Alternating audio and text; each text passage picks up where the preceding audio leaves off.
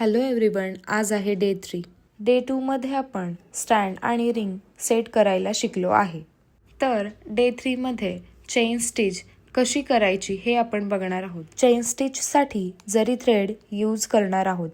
आपल्याला A1 कंपनीचा जरी थ्रेड यूज करायचा आहे. चेन स्टिचसाठी आपण 23 नंबरची नीडल यूज करणार आहोत. आता जरी थ्रेडला एक गठ्ठ गाठ मारून घ्यायची आहे.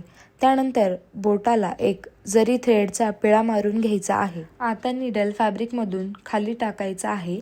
हलकासा वर जरी थ्रेड उचलून घ्यायचा आहे. त्यानंतर मागच्या बाजूचा थ्रेड हुक मध्ये अडकवायचा आहे आणि वर ओढायचा आहे. हा आपला फर्स्ट लूप तयार झाला. पुढे ज्या डिरेक्शन मध्ये स्टिच हवी आहे त्या डिरेक्शन मध्ये सेम लूप तयार करायचा आहे. आपोआप आपली चेन स्टिच अगदी सोप्या पद्धतीने तयार होते. त्यानंतर एंड नॉट साठी दुसऱ्या लूप मधून फर्स्ट लूप काढायचा आहे. चेन स्टिचचा वापर बॉर्डर, लीफ, आउटलाईन सगळीकडे वापर करता येतो.